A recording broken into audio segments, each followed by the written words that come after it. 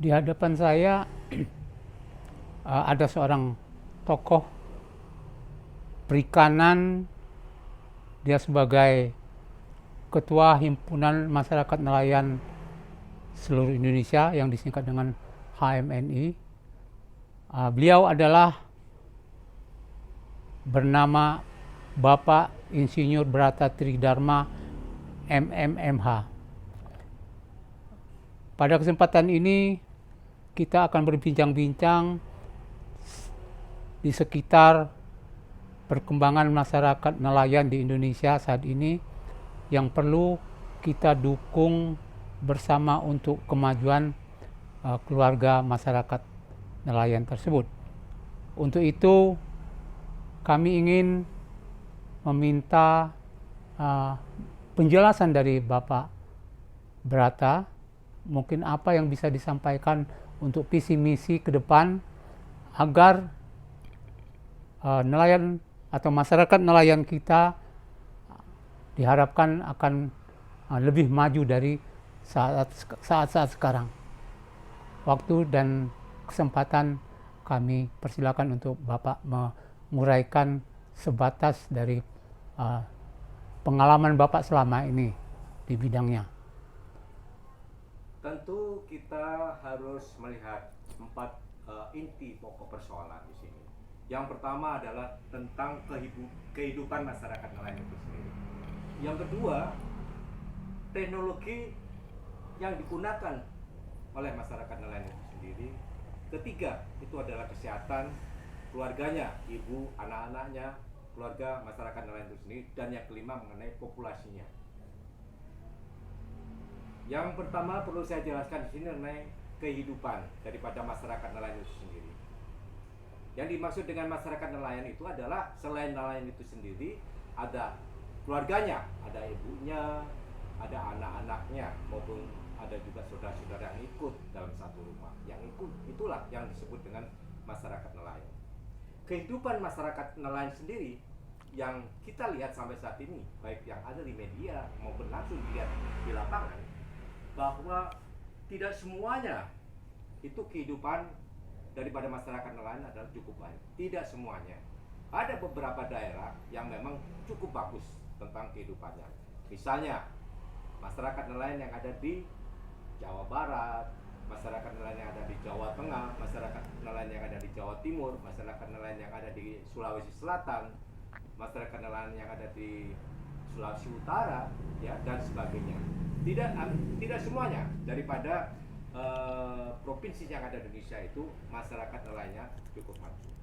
Ada beberapa daerah yang memang kurang daripada kemajuan itu. Nah, tentang kehidupan masyarakat nelayan sendiri sampai saat ini tidak ada yang terlalu kaya, ya, tetapi mereka cukup untuk makan sehari-hari. Itu pun dia harus menyimpan juga sebagian daripada rezekinya untuk kapan dia harus melaut. Karena untuk melaut sendiri itu tidak setiap hari bisa dilakukan, tergantung daripada musim ikan, kemudian daripada cuaca itu sendiri. Kemudian mengenai teknologi yang dimiliki oleh masyarakat nelayan sampai saat ini itu hampir teknologi yang sederhana sampai menengah, sehingga masyarakat nelayan itu sebaiknya ada perhatian daripada pemangku kepentingan di sini untuk memberikan teknologi yang memadai, sehingga masyarakat nelayan itu bisa melangkah atau melakukan kegiatan mereka di laut yang cukup banyak ikannya, produksinya nanti akan meningkat. Misalnya di daerah-daerah 100 mil dari pantai, dari mereka harus berangkat, atau bahkan bisa sampai 200 mil sesuai dengan yurisdiksi perairan Indonesia yang memang diakui oleh dunia internasional. Oleh karena itu, pemangku kepentingan sebaiknya juga membantu bagaimana teknologi daripada masyarakat itu sampai saat ini, apakah sudah pernah ditinjau, dilihat, sehingga ada kekurangan di situ, maka bisa kita tingkatkan dengan teknologi yang bisa menjangkau sampai 100 mil laut, ya, sampai 200 mil laut. Sehingga produksi ikan akan meningkat tentu saja. Dan teknologi yang lain adalah teknologi penangkapan ikan. Teknologi penangkapan ikan di sini adalah pada saat ikan tertangkap itu tidak rusak. Sehingga mereka memiliki kekuatan atau daya tahan segar yang cukup sampai ikan didaratkan di pantai. Kemudian juga tempat penyimpanan ikan itu tentunya juga harus memadai. Dengan sudah bisa melangkah ke 100 mil sampai 200 mil, maka akan didapatkan ikan yang cukup banyak. Nah, waktu yang diperlukan untuk mendaratkan ikan di pantai itu adalah cukup lama. Nah, dengan adanya tempat penyimpanan yang memadai, sehingga ikan-ikan yang masuk di dalam taruhlah cold storage atau mungkin kulkas ataupun mungkin dengan penanganan misalnya dengan garam, dengan es yang cukup dipakai, sehingga ikan pada saat didaratkan tetap dalam kondisi yang segar. Ini yang mudah-mudahan ada perhatian-perhatian dari para pengusaha yang sudah maju maupun dari pemangku kepentingan.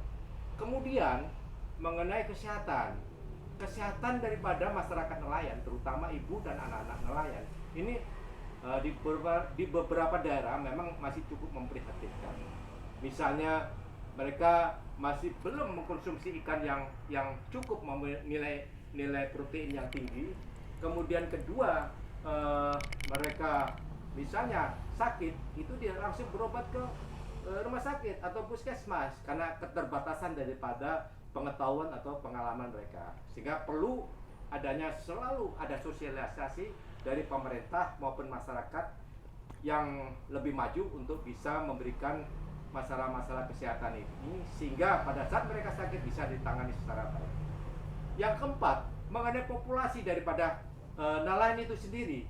Menurut data yang ada di Direktorat Jenderal Perikanan Tangkap, Kementerian Kelautan dan Perikanan, itu data yang kami pernah dapatkan itu sekitar lebih kurang 4 juta. Kalau masyarakat nelayan, misalnya contoh, ibu mempunyai anak 3, berarti 4. Ditambah dengan nelayan adalah 5. 5 kali 4 juta, sudah 20 juta potensi daripada masyarakat nelayan ini untuk bisa membangun dan mengembangkan daripada dunia perikanan itu sendiri. Kenapa? Ibu dan anak-anak ini juga membantu dan menopang daripada hasil yang didapatkan oleh suami, misalnya menjadi ikan asin, menjadi ikan olahan, kerupuk dan sebagainya. Itu hal-hal yang kira-kira yang dapat meningkatkan produktivitas daripada perikanan sampai kepada masyarakat nelayan itu sendiri.